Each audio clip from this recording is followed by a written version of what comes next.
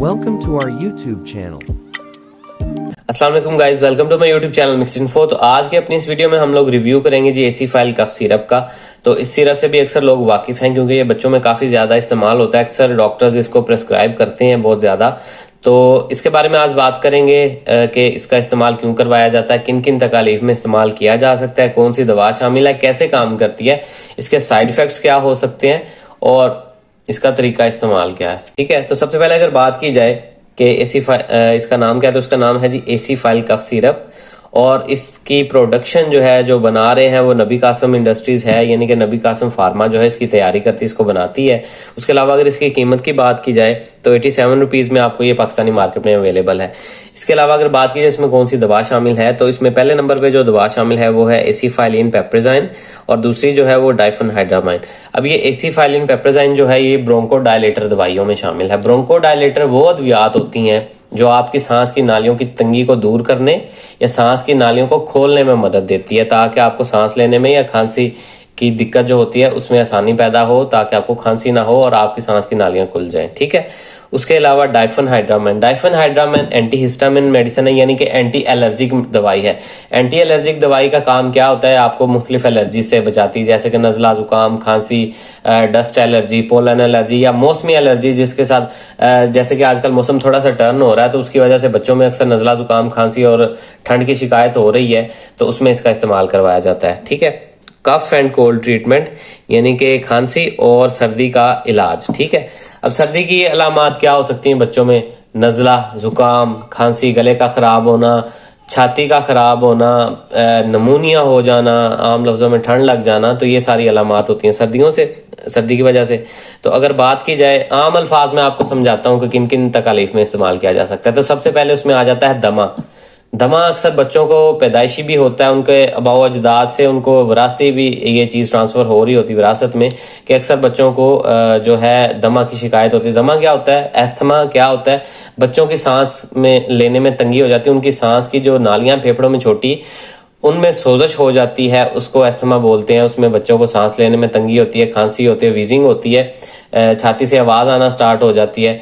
और इसके अलावा इसका उसमें इस्तेमाल किया जाता है। उसके अलावा बच्चों को अक्सर नमूनिया की शिकायत हो जाती है, ठंड लग जाना जिसको बोलते हैं, सर्दी में हो जाता है ये मसला बच्चों को, तो उसमें भी बच्चों की जो सांस की नालियों में तंगी और सोजश हो जाती है और वहां पे भी आप इसका इस्तेमाल करवा सकते हैं। इसके अलावा नजला, जुकाम, खांसी, ये जो सर्दी के साथ बच्चों में अलामात आती हैं उनमें इसका इस्तेमाल किया जा सकता है।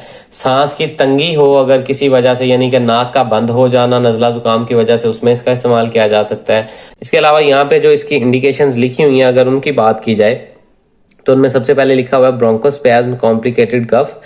ब्रोंकोस्पैज्म क्या होता है कि आपके फेफड़ों में ये जो मसल्स होते हैं ब्रोंकाइस के साथ वो कॉन्ट्रैक्ट कर जाते हैं, खिंचाव हो जाता है, उनमें तनाव आ जाता है, उसकी वजह से आपकी सांस की नालियों में तंगी हो जाती है, तो उससे होने वाली जो खांसी होती है उसके लिए इसका इस्तेमाल किया जा सकता है। Respiratory disorders where excessive secretion tenacious mucus are complicating factor। अक्सर आप लोगों ने नोट किया होगा कि जब बच्चों को सर्दी लगती है तो बच्चों की छाती पे रेशा या म्यूकस वगैरह, बलगम वगैरह बनना स्टार्ट हो जाता है, तो उसकी वजह से होने वाली जो कॉम्प्लिकेशन है उसमें, यानी कि सांस की तंगी, खांसी आना, उसमें इसका इस्तेमाल किया जाता है।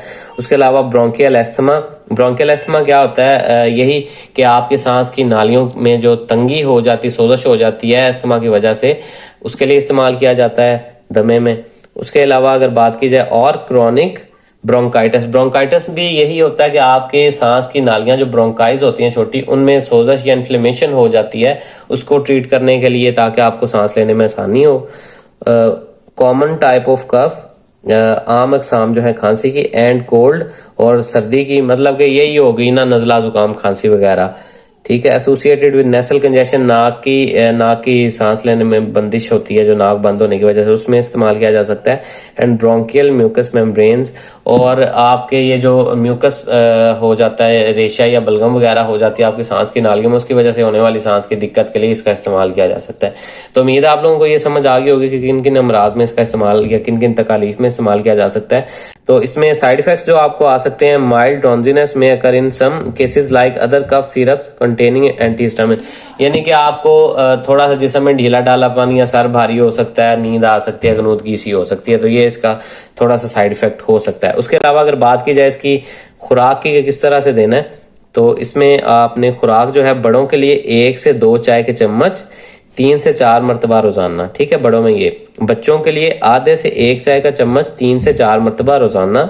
नौज़ायदा बच्चों के लिए चौथाई चाय का चम्मच 3 मरतबा रोजाना, या डॉक्टर की हिदायत के मुताबिक, यानी कि डॉक्टर जिस तरह से आपको प्रेस्क्राइब करे उस तरीके से आपने इस्तेमाल करना है। अदरवाइज ये जो उसका तरीका इस्तेमाल लिखा हुआ है ये आपको मैंने बता दिया है। तो उम्मीद है आप लोगों को समझ आ गई होगी किन किन तकलीफ में इस्तेमाल किया जाता है। तो अगर आपको वीडियो पसंद आई है, इन्फॉर्मेशन पसंद आई है, तो वीडियो को लाइक कीजिएगा, चैनल को सब्सक्राइब कीजिएगा। अल्लाह हाफिज।